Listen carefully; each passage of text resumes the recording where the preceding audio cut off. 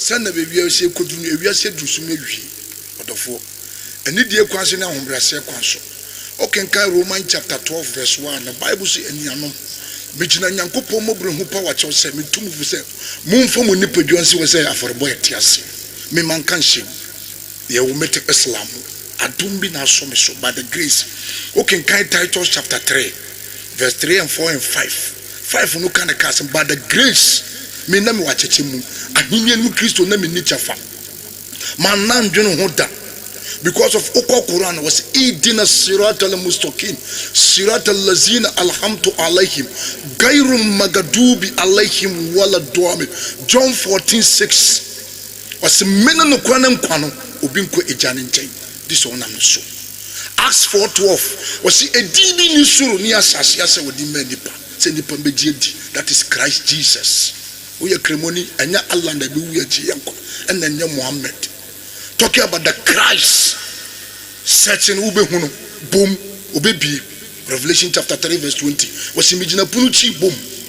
Na ubi mwa erade obetun safro. Erade town odobia.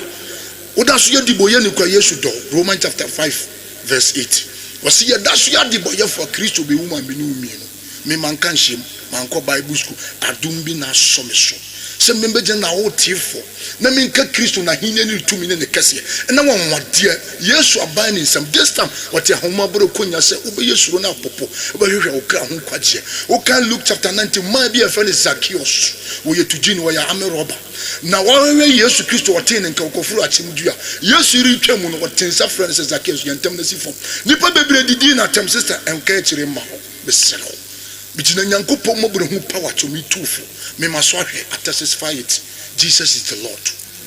Maswahwe me hu mensaka nipa dosum sin hai na pie. Jesus is the light of the world. Sa obeka se Yesu Kristo nyankopo na nipa buofu ne yemnya Muslim no mu die ti ne sister ma menka bi ngretraw no kure baako yan wan na musumai aji amarian na rukanka wangara nanga kashi kiwa ya kusa so the good kizo kikamu na bisa terabashi kikamu kikamu raiboki asaki ya kama nuki shine megidan gasia shine jere ki aljanna wala kika kama na bisa raiboki asaki. God bless you.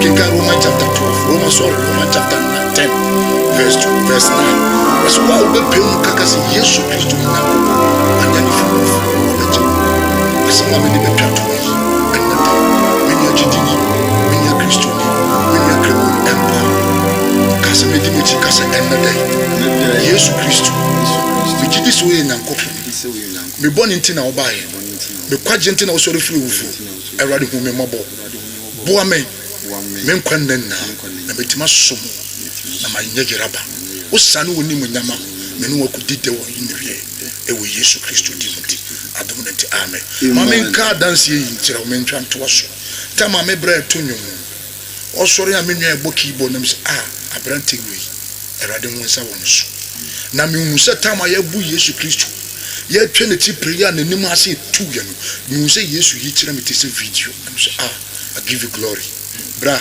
nyame hirawo kutawgidie mu ema bibie mu abem wati ase srawo ema sika ndi wonim ena ya masika di yanim efihwem wiase japade susu yamfa nko baabia me de me botai ne se yin na bobom debi Awurade sane ne nim onyama ne yakosoro ne yakodidia eni awiye nyame hirawo obi bia wo folu nyame hirawo ewe Yesu di mu amen amen nyame hirawo pa evangelist Victor Moses anoden Awurade hirawo bia phone number to join my we here my number is 0244 0244 99 16 58 0244 99 58 0244 16 58 0244 16 58.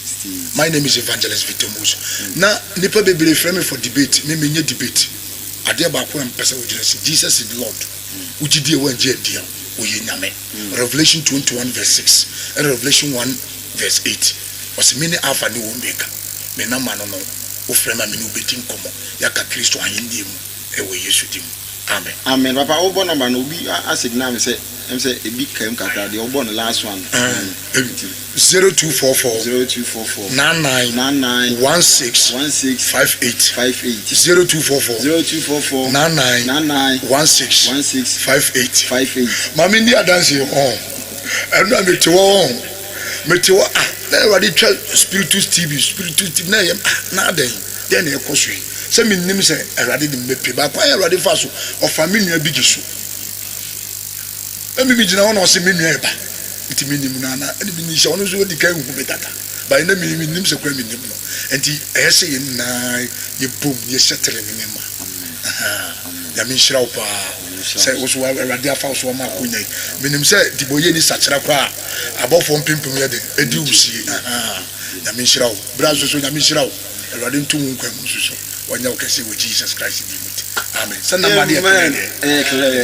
ani da onya min show bibia no nyo bibia kese ba mo bibia no so bibia o be so support me the kingdom of God now me preach about this says me nyesi kasem na no kwa de rade ye kwa me da wasa na obi tam we friend say ofre me an obeche me fidie 5000 plus and no na me di picture agogo ase me were one of friend and 4 days to 5 days o mo na ofre me mato fidie a chobesen befa me preach about this yes me nyesi kasem me beberezi kasem me so me nyesi kasem me preach and to move from in the name almost in the name my life is in the name tina mention obibia amen